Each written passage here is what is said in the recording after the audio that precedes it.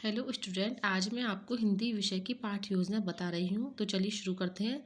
सबसे पहले कक्षा, विषय, विधा, दिनांक, कालांश, अवधि। विधा में हो जाएगा व्याकरण, प्रकरण है हमारा प्रत्यय। अब ये देख लीजिए, इस प्रकार से फॉर्मेट हम बना लेंगे। उद्देश्य अपेक्षित व्यवहारगत परिवर्तन। उद्देश्य में फर्स्ट है ज्ञानात्मक भाषा तत्वों का ज्ञान। विद्यार्थी प्रत्ययुक्त पदों का प्रत्यय स्मरण व प्रत्यय विज्ञान कर सकेंगे। दूसरा विषय वस्तु का ज्ञान। विद्यार्थी प्रत्ययुक्त पदों को जान सकेंगे। और दूसरा हम देखते हैं अर्थग्रहण। अर्थग्रहण में फर्स्ट है सुनकर। विद्यार्थी प्रत्ययुक्त पदों को सुनकर अर्थ ग्रहण कर सकेंगे। दूसरा है पढ़कर। विद्यार्थी प्रत्ययुक्त पदों को पढ़कर अर्थ ग्रहण कर सकेंगे। फिर हम देखते हैं अभिव्यक्ति। अभिव्यक्ति में फर्स्ट है मौखिक। विद्यार्थी व्याकरण सम्मत भाषा का प्रयोग सावधानी से कर सकेंगे। और दूसरा आएगा इसमें लिखित। विद्यार्थी प्रत्ययुक्त पदों को सावधानी से लिख व बोल सकेंगे। चौथा है कौशल। शुद्ध वाचन, लेखन, तालिका निर्माण, संश्लेषण, विश्लेषण की क्षमता का विकास। विद्यार्थी प्रत्ययुक्त पदों के अन्य उदाहरण दे सकेंगे। विद्यार्थी प्रत्ययुक्त पदों का संश्लेषण व विश्लेषण कर सकेंगे। अब आगे हम देखते हैं अभिरुचि। भाषा साहित्य के प्रति रुचि का विकास करना। विद्यार्थी प्रत्ययुक्त शब्दों का का वाक्य प्रयोग करने में रुचि दिखाएंगे। विद्यार्थी प्रत्ययुक्त विषय की पुस्तकों का चयन व अध्ययन करेंगे। फिर अभिवृत्ति सद्वृत्तियों का विकास करना। विद्यार्थी अपनी भाषा में प्रत्यय का प्रयोग कर अभिवृत्ति का विकास कर सकेंगे। विद्यार्थी हिंदी व्याकरण के प्रति सकारात्मक दृष्टिकोण विकसित कर सकेंगे। फिर देखते हैं मौलिकता। भाषा साहित्य के प्रति मौलिकता का विकास करना। विद्यार्थी प्रत्यय के नए उदाहरण प्रस्तुत कर सकेंगे। फिर हम देखते हैं पूर्व ज्ञान।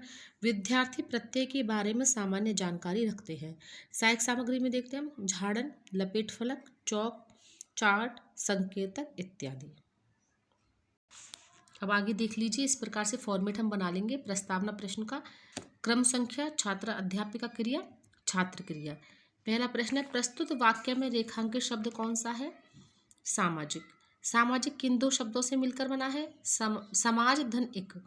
मूल शब्द कौन सा है? समाज। समाज के पीछे कौन सा शब्द लगा हुआ है? एक।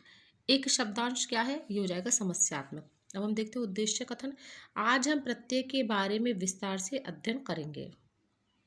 अब आगे देख लीजिए, इस प्रकार का फॉर्मेट हम बना लेंगे। शिक्षण बिंदु, छात्र अध्यापिका क्रिया, छात्र क्रिया, विधि प्रविधि, सहायक सामग्री और शामपट सार।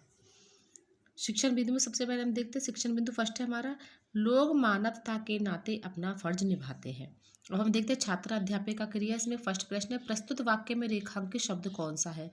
तो रेखांकित शब्द है मानवता। मानवता किन दो शब्दों से मिलकर बना है? मानव धन ता। मानवता में मूल शब्द कौन सा है? मानव। मानव के बाद में कौन सा शब्दांश लगा है? ता। विधि प्रविधि में आ जाएगा प्रश्नोत्तर विधि। सहायक सामग्री में हम इसी सेंटेंस का चार्ट इस प्रकार से लगा देंगे। लोग मानवता के नाते अपना फर्ज निभाते हैं। अब आगे देखते हैं शिक्षण बिंदु दूसरा है हमारा जंगल बड़ा डरावना है। प्रस्तुत वाक्य में रेखांकित शब्द कौन सा है? डरावना। दूसरा प्रश्न है डरावना शब्द किन दो शब्दों से मिलकर बना है? छात्र क्रिया में लिखेंगे हम डर धन आवना। डरावना में मूल शब्द कौन सा है? डर। डर के बाद में कौन सा शब्दांश लगा है? आवना। विधि प्रविधि में प्रश्नोत्तर विधि। सहायक सामग्री में देख लीजिए, इसी प्रकार से हम चार्ट लगा देंगे। जंगल बड़ा डरावना है। फिर तीसरा शिक्षण बिंदु हमारा भारत में विदेशी पर्यटक आते हैं। छात्र अध्यापिका क्रिया में लिखेंगे हम प्रस्तुत वाक्य में रेखांकित शब्द कौन सा है? विदेशी। विदेशी किन दो शब्दों से मिलकर बना है? विदेश धन एक। विदेश में कौन मूल शब्द कौन सा है? विदेश। विदेश के बाद में कौन सा शब्दांश लगा है? इसमें ई आएगा, एक नहीं एक ई। फिर देख लीजिए प्रश्नोत्तर विधि आ जाएगा भारत में विदेशी पर्यटक आते हैं। अब आगे इसी प्रकार फॉर्मेट हम बना लेंगे शिक्षण बिंदु, छात्र अध्यापिका क्रिया, छात्र क्रिया, विधि प्रविधि, सहायक सामग्री और शामपट सार।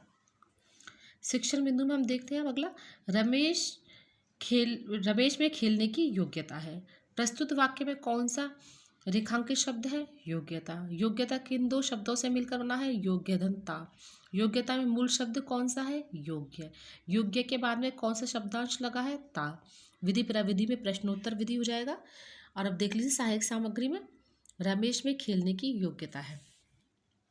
फिर अगला शिक्षण बिंदु है गाड़ी वाला कल आएगा। प्रस्तुत वाक्य में रेखांकित शब्द कौन सा है? गाड़ी वाला। गाड़ी वाला किन दो शब्दों से मिलकर बना है? गाड़ी धन वाला।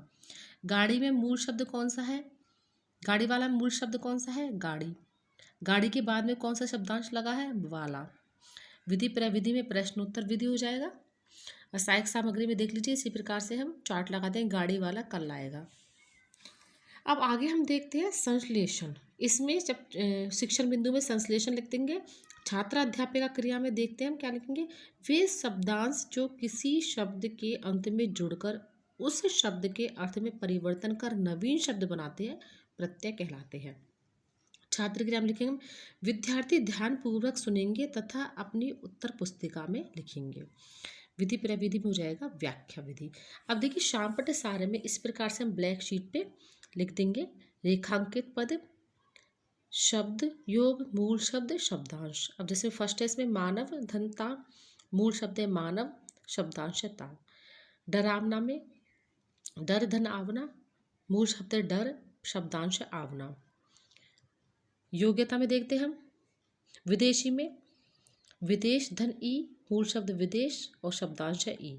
गाड़ी वाला में गाड़ी धन वाला और फिर गाड़ी मूल शब्द है और वाला इसका शब्दांश है। अब योग्यता में योग्य धनता, फिर इसमें मूल शब्द है योग्य और इसमें शब्दांश है ता। नियमीकरण जो शब्दांश किसी शब्द के अंत में जुड़कर उसके अर्थ में परिवर्तन करते हैं उसे प्रत्यय कहते हैं। अब आगे देख लीजिए मूल्यांकन प्रश्न। मूल्यांकन प्रश्न में निम्न निर्देश में हम देखते हैं रिक्त स्थानों की पूर्ति कीजिए। निम्न में से ता युक्त प्रत्यय है रहित पौराणिक मानवता। फिर दूसरा प्रश्न ऐतिहासिक में कौन सा प्रत्यय है? ता इक ई आवना। फिर हम देखते हैं निर्देश रिक्त स्थानों की पूर्ति कीजिए। मानव एक प्राणी है सामाजिक ऐतिहासिक। फिर अगला प्रश्न योग्यता का शब्द विच्छेद है योग योग्य धनता। अब देखिए निर्देश निम्न प्रश्नों के उत्तर एक शब्द में दीजिए। फल वाला शब्द में प्रत्यय कौन सा है? अगला है प्रत्यय के 2 उदाहरण दीजिए। अब आगे देखिए गृह कार्य प्रत्यय की परिभाषा देते हुए 5 उदाहरण दीजिए। तो देखिए रचना इसी प्रकार से हम व्याकरण का और भी लेसन बना सकते हैं इसी फॉर्मेट को ध्यान में रखकर। Thank you.